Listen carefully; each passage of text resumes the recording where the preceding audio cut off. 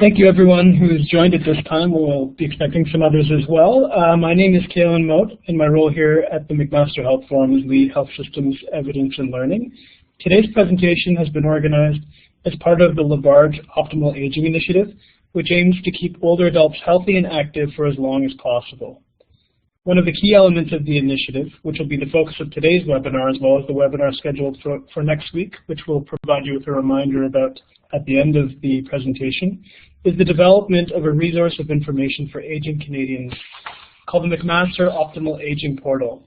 The aim of the portal is to ensure Canadians know about and have access to high-quality information that can help them remain healthy, active, and engaged as long as possible, and to manage their health conditions. The portal aims to be a trusted voice on optimal aging for citizens, clinicians, public health professionals, as well as policymakers. And just a reminder, as Julie already mentioned, please feel free to use the chat feature. It should be appearing on the bottom left of your screen. If you have any questions about the portal as we go along during Anthony's presentation, I'll make note of them and share them with our presenter during the appropriate time at the end of the presentation. So it's my pleasure to introduce to you our presenter for today, Dr. Anthony Levinson.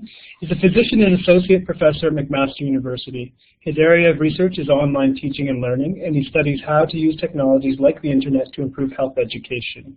He's one of the co-leaders of the McMaster Optimal Aging Portal, leading the design, development, and administration of the website. Dr. Levinson maintains an active clinical practice in the area of psychiatry for the medically ill. He has noticed lately that he's also beginning to age and plans to use the portal to help him do that better. The focus of his presentation today will be on showing participants how to use the portal to find the best available research evidence about issues related to optimal aging that they may face in their own lives. Dr. Levinson will present for approximately 40 minutes, and then we'll open up the webinar to questions you have for him in the final 20 minutes. So please feel free again to use the bottom left chat box to forward your questions to me, and I'll take note of them and share them with Dr. Levinson at the end of the presentation. So the objective of his webinar in specific are to introduce to you the portal's main features, but also to provide you with the opportunity as potential users of the portal to ask questions and provide feedback. With that said, I'd like to turn the presentation over to Dr. Levinson. Thank you very much, Kalen. So welcome, everybody. Initially, when we had talked about an overview or introductory presentation today, I chose to focus on a lot of the content that we have for the general public. So I'm going to start by introducing a few people to you, some people you may recognize. This is Linda. Linda's a single mom, and a friend of hers was recently diagnosed with cancer, and it's got her thinking in a bit of an existential crisis at the moment. She really wants to focus on prevention, wellness. What can she do in terms of exercise? Should she be taking multivitamins? Are there things that she can avoid? So Linda's one of the people that we had in mind when thinking about our portal. Janine's father fell and had a hip fracture, and he's just come back home from the hospital. She's staying with him now to help him out. She would like to know, how does she prevent or help him to prevent another fall? And he would similarly like to know, are there things he can do to improve his balance? He was told that he might have osteoporosis, and so Janine and her father are also wondering about strategies that might be helpful to prevent fracture. Barbara is another person that we had in mind. Barbara's husband has just been diagnosed with early Alzheimer's disease, sort of a mild dementia picture. And she would like to work and find information, trusted information, to help him to stave off cognitive decline as much as possible. So I mentioned mostly today we're going to be focusing on content for the general public. Some of you in the audience are healthcare providers or public health professionals, and Dr. Marcus was somebody we had in mind as well. How could Dr. Marcus act, not Marcus Welby, some of you may be familiar with, but how could he access health information in a timely manner that was credible, evidence-based to help manage his patients? And really the same thing goes for public health professionals. They need ready access to credible information, as do policymakers. So the question in some ways is, what is a portal then? Why is our portal going to help?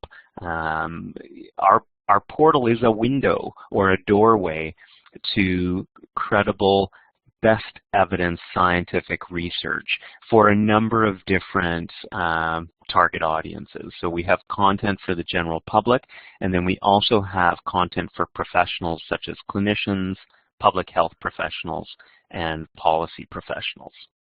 So Kaylin introduced the concept of the why, but really one of the key things that we were trying to identify is to meet the need of an aging population, not just myself. How do we stay active, healthy, engaged? There's a lot of interest in giving people immediate access to credible information to help people stay healthy, stay at home, living in the community. Because the problem right now is not so much access to information, it's that there's so much information. How do we know what is trusted? How do we know what's based on the best scientific evidence? So that was really one of our goals that we set out to do in building the portal, was to take various evidence-based content and make it available to the general public and health professionals. I'm mostly today going to walk through the key content for the general public, which I think, whether you're a health professional or not, is something of relevance, because we hope that clinicians, public health professionals, and policymakers will also be using content that's designed for citizens in their day-to-day work lives as well. So I'm going to start at the top with our best evidence, and I'll show you in a second the different components where the scientific evidence flows into the portal. But at one key domain of content is the best of the best evidence, systematic reviews, which I'll explain in a sec, high quality scientific research that has then been translated into consumer-friendly language. And we refer to those as evidence summaries. And we've done something quite innovative as well. As I was mentioning, the problem is not that there's you can't find health information on the internet. The problem is that there's so much health information on the internet. When you do a Google search, you get 40,000 hits, and many of these are commercially sponsored. So what's good? What's evidence-based? Is it easy to use and easy to understand? So we've also gone through and rated thousands of web resources that are freely available on the internet and identified, is this useful for optimal aging? Does it give you an evidence-based message, and is it easy to understand and use? So that's the second component for the general public, the web resource ratings. And I've likened it in some things to a hotel rating site, or Rotten Tomatoes, which is a movie rating site, where now we've gone through and rated thousands of free internet resources to help you discern what are the quality ones. And that's one of the topics for our next webinar as well to go into detail about the web resource ratings.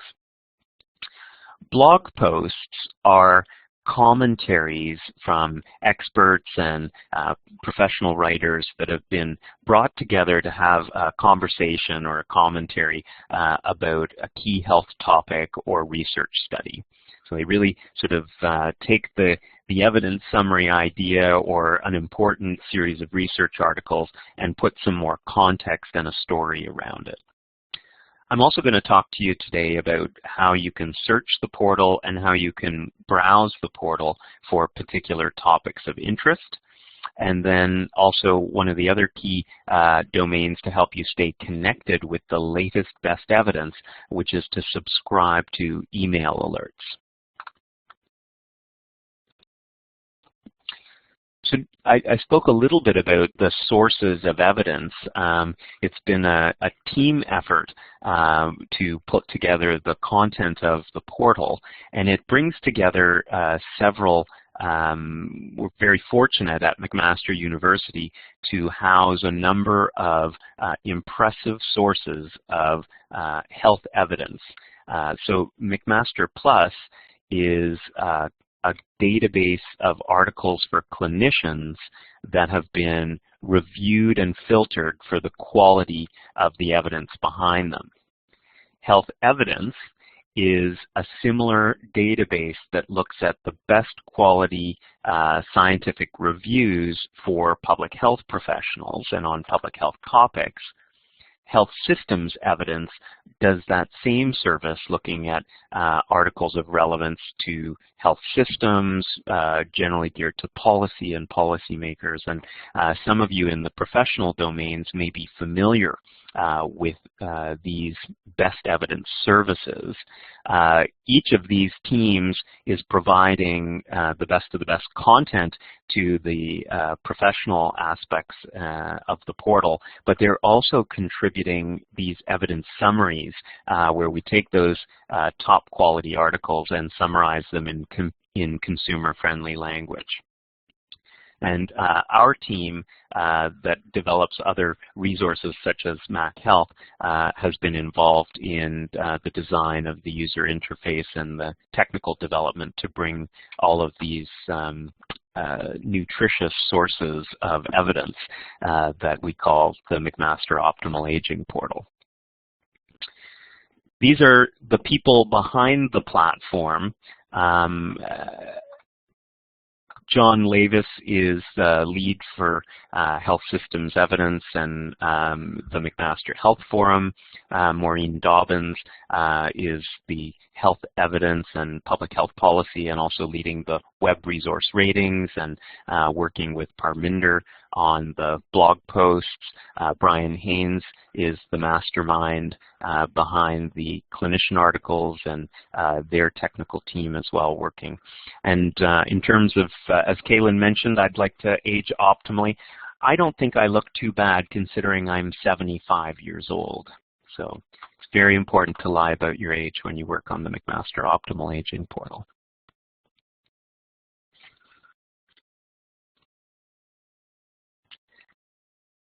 So let's talk a little bit about some of the key content. Just waiting for the slide to load now. So I want to do a quick summary of the evidence summaries, web resource ratings, blog posts, and email alerts. These are the key content that is geared towards the general public on the portal. So the evidence summaries are key messages that are coming from the scientific research. They've been written in consumer-friendly or plain language. These are useful because really it's taking high-quality research studies but translating them from medicalese. And they also have actionable messages. They're ready to be acted on. If you're a citizen or member of the general public, these evidence summaries are helpful. We also think that for clinicians and public health professionals, these are tools that they might use with their patients. So here's an example of an evidence summary taken from the Optimal Aging Portal. A few things just to show you at a glance. The title, a rating. So almost all of the content on the portal has a 5-star rating scale. You can see the detailed source. we summarize, what was the key question of this study, give you a little bit of background information, tell you how the review or the scientific study was done. And without trying to overwhelm but also provide the information, we also summarize what the researchers found, the key bottom line conclusions, and then if it was a detailed study, we'll sometimes provide a table so you can look at the findings yourself.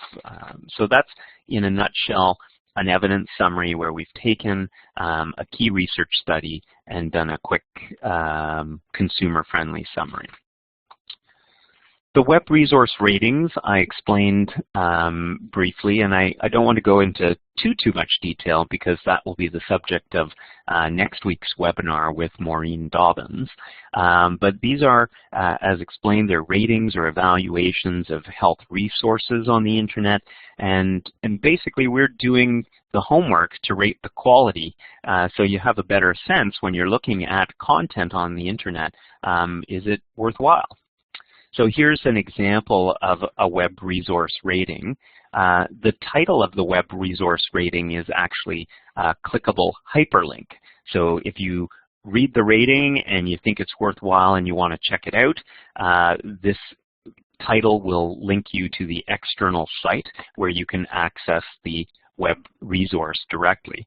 This little symbol here is the sort of launch a new window. So it'll usually launch a new tab or a new window in your browser. So when you're done looking at it, you can close it and you'll still be on the McMaster Optimal Aging portal. Again, we've got a nice 5-star rating. We have a couple of tools to facilitate you sharing a resource that you've found or printing it. There's this little summary that tells you the key takeaway point related to the resource. And again, if you want, you can launch to view it. So that's sort of the quick and dirty of the web resource ratings. There's thousands of them. They're organized into different topics. You can search and find them. You can browse for them, which I'll show you in a moment. The blog posts, as I said, these are stories or commentaries on what the research means. Again, we've tried to take important research studies and translate them from our typical medical jargon, present them in a readable narrative or format. Here's a few examples that you may have seen.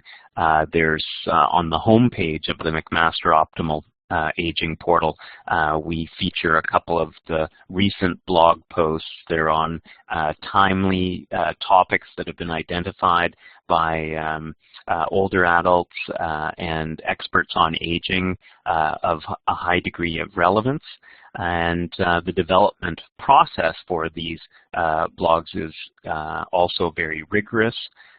We try to identify for this content the key messages from the research, and every blog post also includes a, quote, bottom line summary where we've also taken out the key points and summarized them. So they're a very entertaining read. For those of you who are professionals, some of you may already be familiar with one or other of the key evidence-based databases, but this is where over the years it just happens that the 3 best evidence databases for clinician research, public health professional research, and policy health systems research all happen to be housed at McMaster University. And so those teams and their databases have all been brought together to serve content through the portal relevant to optimal aging. So it's actually the first time these 3 separate initiatives have been brought together. So it's a fantastic one-stop shop, not just for professionals, because many clinicians will also be interested in policy or health systems or public health articles, but it's a great resource for the general public, who can see exactly the same content articles that health professionals or policymakers are accessing. And I jokingly talk about using it to outsmart your healthcare team, but truly, you may want to bring to your healthcare team a best evidence article, and you can do that knowing that you've come across very high quality content within the portal. So this is an example here, a listing of some of the most read articles by the clinicians, of the professional clinician content. And again, very easy to see what the title of the article is. You can see the 5-star rating is. You can click on an article to view the summary of it and details on its ratings. Some of the professional articles include commentary from users as well, and where available, you can click to access the full text of an article if it's available for free. Otherwise, there are other links to view more details on it. So we try and provide them full text whenever free, and you can also see ratings on them. I spoke earlier about email alerts and staying in touch, if you like, with new evidence, because the portal is a very dynamic entity. Every week, new articles are being added to the clinician database, to the public health professional database, to the policy and health systems database. New blog posts will come up. New web resources are being rated all the time, and new evidence summaries produced. So how do you stay on top of that? Email alerts give you a list of new content that's recently been added to the portal. Some of the alerts, because you can sign up for different alerts. If you are interested in the general public or citizen content, you can sign up for that email alert, but you may also be interested in alerts that are geared towards the clinicians or public health professionals, and you can actually tailor some of those alerts quite specifically. So for example, for myself as a psychiatrist, I can go in and say, hey, I would just like to receive content related to mental health and psychiatry for clinicians or public health professionals. And the nice thing is, you basically get updated content in your inbox. Here's an example of the citizen email alert that I received last week. It shows me the latest 2 evidence summaries, the latest web resource ratings that have been added to the mix, their summary statement and star rating, and they're just a click away, and I can view them on the portal directly. So email alerts are a fantastic way to stay connected with the portal, and we really encourage everybody who signs up for the portal to sign up for email alerts. So how do you find content when you're on the portal? And there's essentially 2 main mechanisms. You can browse or search. And I'm going to walk through those mechanisms now using some of our personas from the beginning. So essentially the browse function enables you to look for the content for the general public, evidence summaries, web resource ratings, and blog posts by topic. And that's particularly useful because we've gone through the effort to categorize and index, and so it enables you to explore all of the content for the general public, for the citizen, in a topic of interest with through the browse function. So when this shows the portal in the logged in state, but you'll notice there's a big button right at the top that says Start Browsing. And then also in the Citizens menu, the first menu item says Browse Topics. So it's very easy to find the browse function. And what you'll see on the main Browse Topics landing page is a series of topic listings. Each one of these topics is a hyperlink, and we've clustered them into sort of 3 broad categories like that. And basically selecting one of these topics will list all of the related evidence summaries, web resource ratings, and blog posts. So let's go back to Janine and her father, who had the hip fracture and is now back home. Janine arrives at the McMaster Optimal Aging portal and can almost immediately see a couple of very relevant topics with regard to her father's situation. She looks down the list of health conditions and she sees bone health, osteoporosis, and fractures. She also sees another one in the healthy aging around fall and injury prevention. So let's say she goes back and clicks on the bone health to browse that topic. Well, this is where, as I mentioned, she will see the latest web resources, evidence summaries. She can see there's one on preventing osteoporosis with 5 stars. She can see relevant evidence summaries. Here's an evidence summary on fall prevention exercise programs.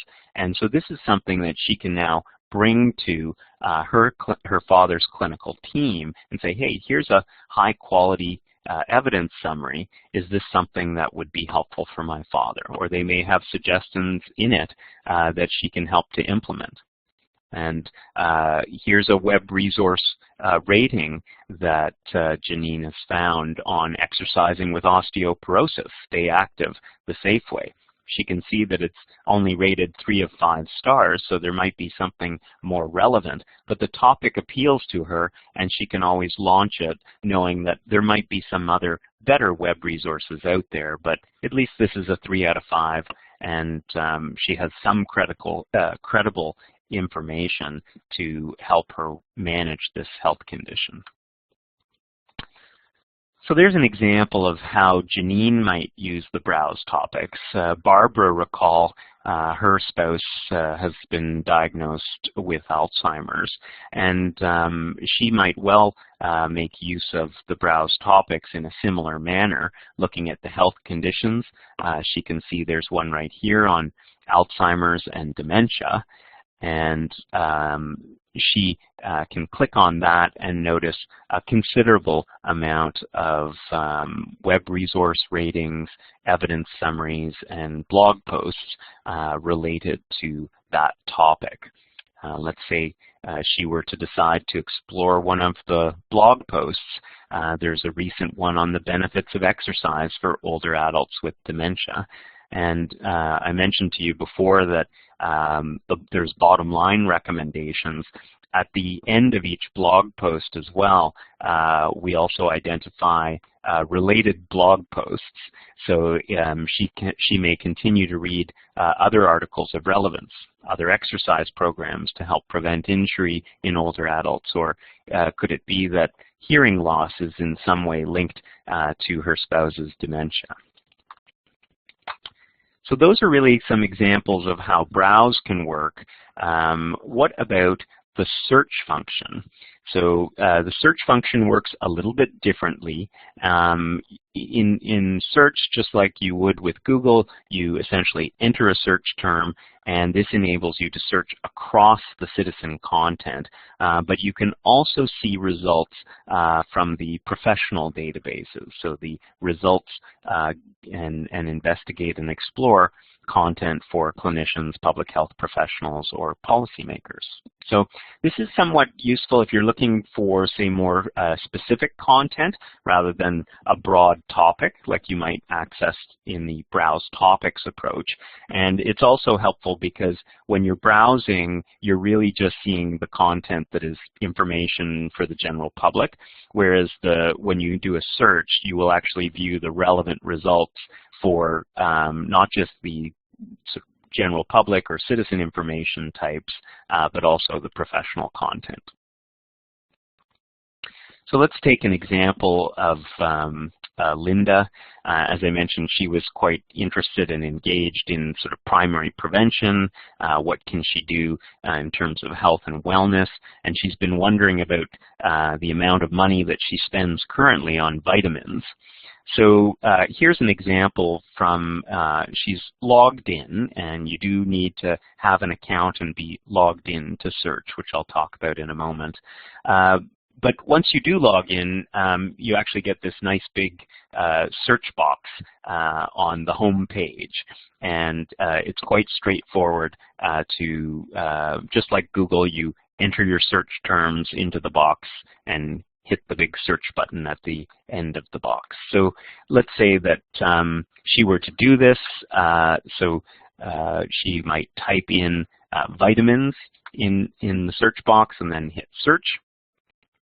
And this is the screen that she would see after doing a search like that.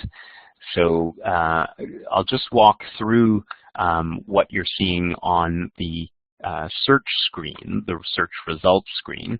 At the top, you can see the search that was entered into the box. You can see the database or content type that you're searching. So in this case, when Lynn has first done this, she has actually seen the evidence summaries. On the right-hand side is where you can see all of the content or the databases at a glance. So you can see the 3 content types that I mentioned for citizens. There's the evidence summaries. There's 10 evidence summaries that were returned in the search for vitamin content, 48 web resource ratings, and 5 blog posts that were all relevant to the search term vitamins.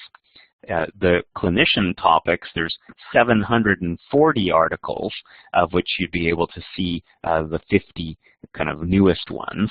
And then same thing, there's also 22 articles in the public health professionals content.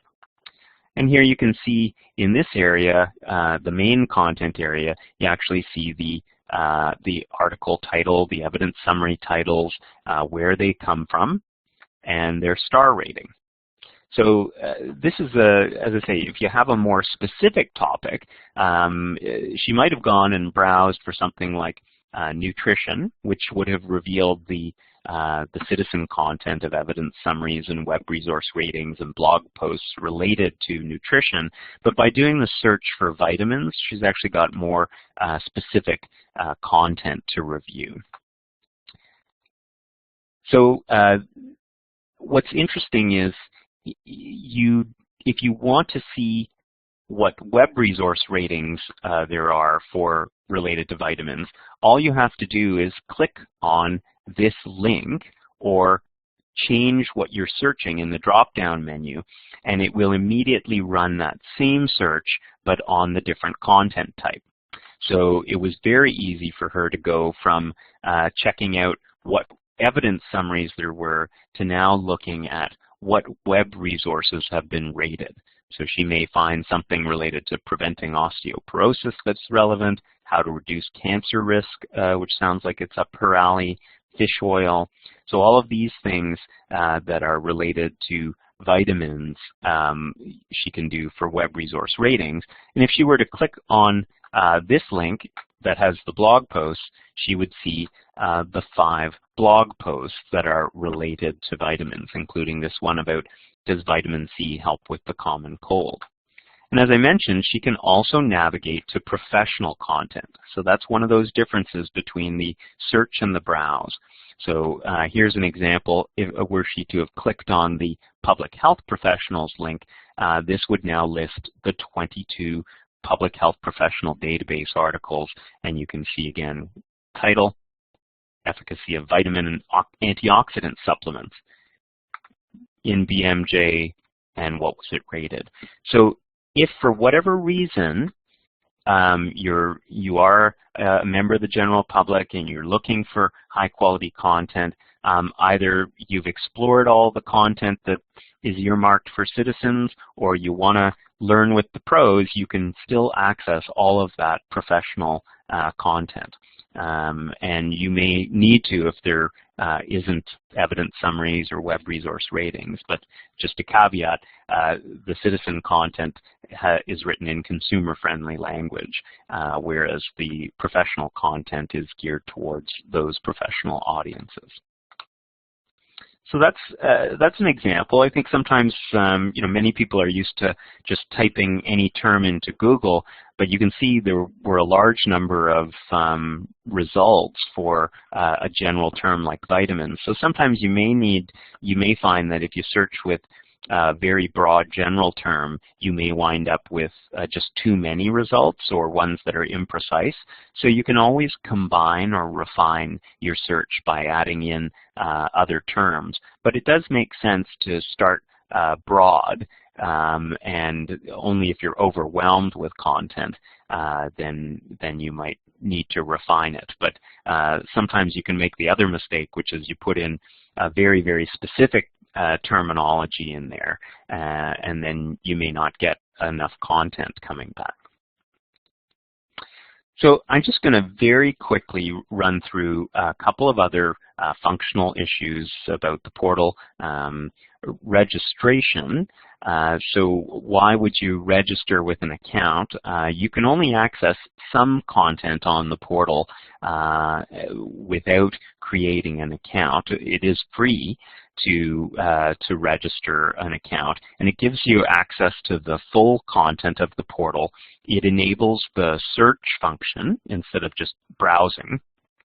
And then there's also, when you do register, we ask you to pick a role. Are you, general public, citizen, or are you a clinician or public health professional? And that enables us to tailor some of the content more specifically to you, whether it's email alerts.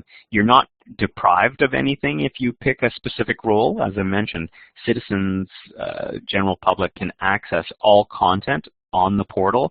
Professionals can access all of the content or information that's geared to the general public. But it does enable us to tailor the search boxes on the portal and some of the email alert features. And then how do you register? Look for the green register button. There's lots of them on the home page. Here's one up in the banner. There's another one next to the login button. There's a few of them littered around the site. So again, registration's free, and it opens up a lot of the other content and features on the site.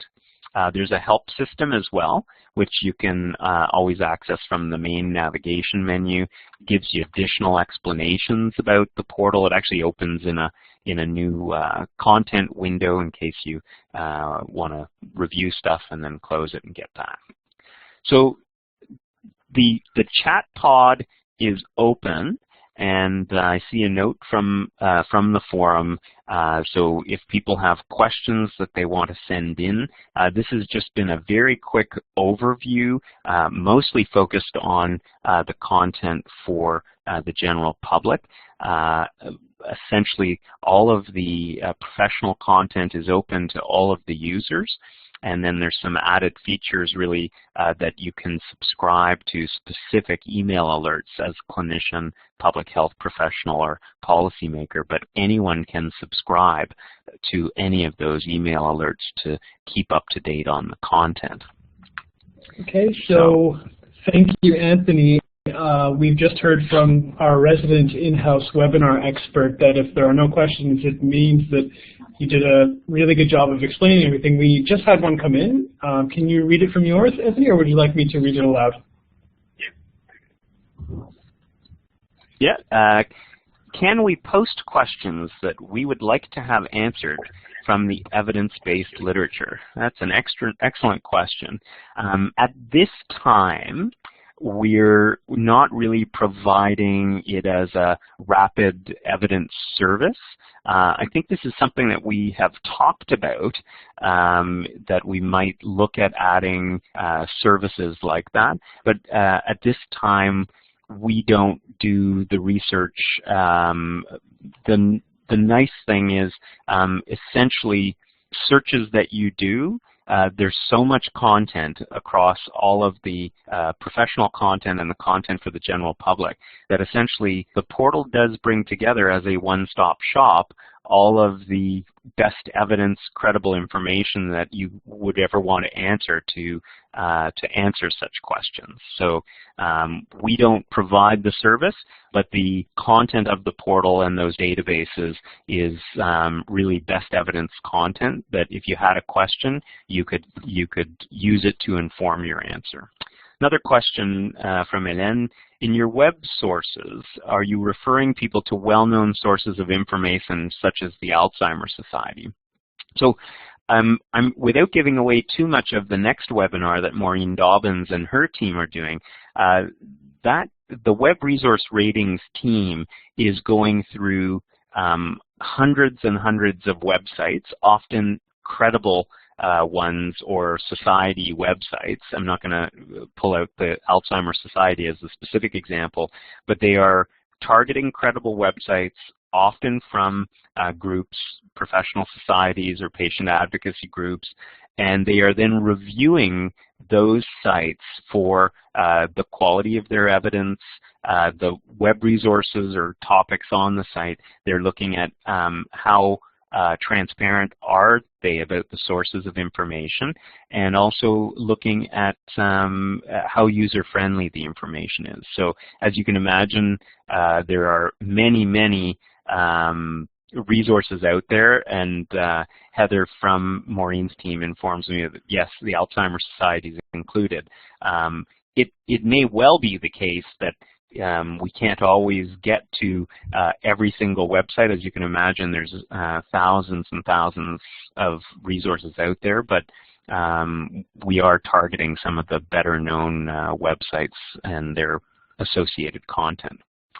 Another question is, how often are email alerts distributed, and is content customized to my interests? So email alerts for citizens with the general, evidence summaries and web resource ratings, those are weekly, but they're small, easily digestible, bite-sized nuggets of evidence-based goodness. So you'll only get about 2 evidence summaries and a couple of web resource ratings in your weekly daily dose of best evidence. You can adjust and tailor and customize the frequency of email alerts for clinician articles, and then public health alerts and policy alerts are generally monthly, but can also be tailored to your interests. So we're also looking into better ways of customizing the alerts for evidence summaries and web resource ratings by topic as well.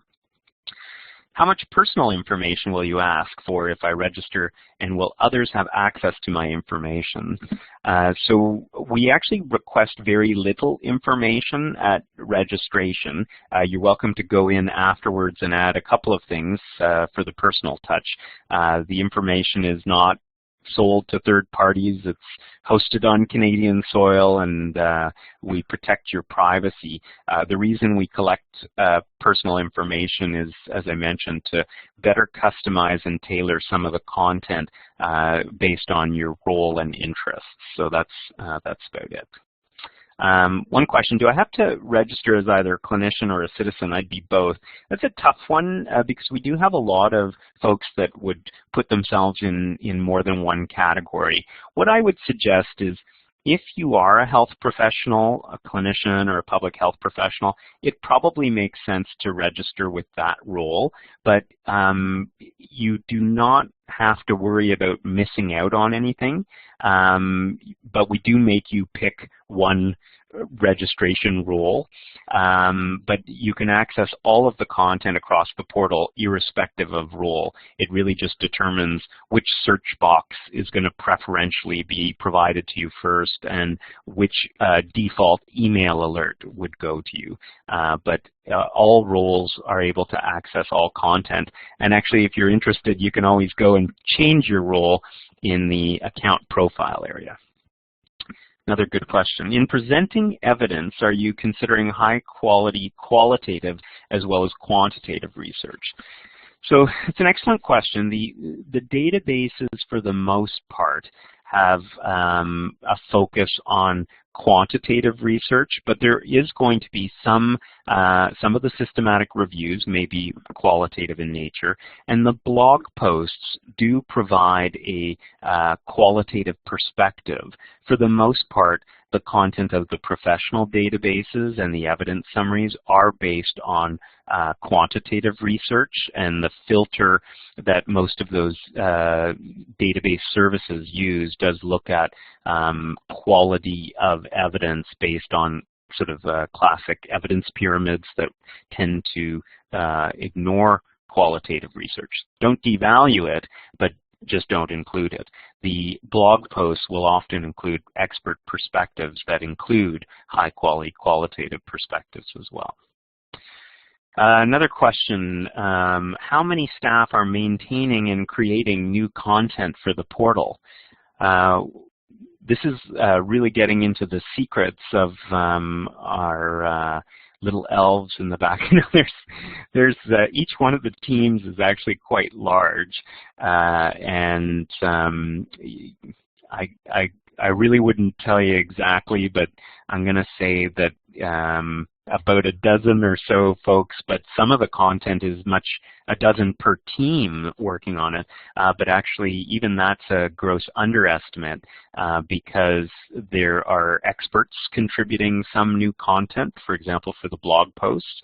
There are also teams of clinicians that provide comments and ratings on the clinician articles. So there's actually thousands of clinicians that contribute content in the form of commentary on the best evidence articles. So it's a fairly large enterprise, and we're also looking at expanding cadres of trained students and making it part and parcel of some of what the McMaster students might do to learn more about health research methodologies. So it's a large staff to maintain this and create new content, and it's getting larger. And we also look to engage citizen volunteers to get the sort of older adult and caregiver perspective on some of the web resource ratings and other content as well. Great questions. So I have a couple of other minor ones that I know Kaylin has some other announcements as well, but I did want to acknowledge the generosity of Suzanne Labarge and the funding from the Labarge Optimal Aging Initiative, as well as the great folks at the McMaster Health Forum that have done a fantastic job organizing not just this webinar, but a number of the other events coming up, and Kaylin's going to tell you a little bit more about that. As far as next steps with the portal, though, I really encourage you to explore, register an account, subscribe to the email alerts, and as Kaylin alluded to, it'd be fantastic to get your feedback on the portal as well. So if there's any other questions that come through, I can try and answer them via chat, but I'll pass it back to Kaylin for a few more announcements as well. Well, thank you very much, Anthony. So this now concludes our webinar for today. However, as Anthony mentioned, we'd like to take this opportunity to let you know about a few other upcoming Optimal Aging events that are linked to the Labarge Optimal Aging Initiative. So the last slide in the presentation will include all of the links and website addresses you'll require to obtain further information on these events. So stick around at the end if you want access to those websites. And we'll give you an opportunity, we'll leave them up and give you an opportunity to write them down at the end. So the first event we'd like to bring you into the loop about is next week. Webinar part 2 of this series is next week on Tuesday the 21st at the same time. It's presented by Maureen Dobbins, who's professor in the School of Nursing and scientific director of the National Collaborating Center for Methods and Tools. So participants in this session will learn how to use the web resource rating feature of the portal to sort through the masses of health-related information on the internet in order to identify only the most high-quality, trustworthy, and reliable information about optimal aging. So that's next Tuesday. Everyone is also invited to attend our free Optimal Aging event series starting with next week's public talk entitled No Home Care Priority Without Appropriate Financing, Canada Has to Move. And this is going to be presented by Régent Hébert, founding scientific director of the CIHR Institute of Aging and former Minister of Health in Quebec. The event will take place at McMaster Innovation Park on Monday, October 20th from 7 to 8:30 p.m. Eastern Time, and will be live streamed online at www.itshappeningrightnow.com/McMaster Optimal Aging Events. For more information, follow us on Facebook, and there's multiple other ways to get in touch with us on Twitter. Again, this will all be posted on the last slide for you to write down at the conclusion of this webinar. So we'd like to mention again our support has been provided by the Labarge Optimal Aging Initiative. And we'd like to thank you all for participating with us again. So again, I'm going to be posting the slide with all of the information you'll need to take part in the numerous events that are coming up this month.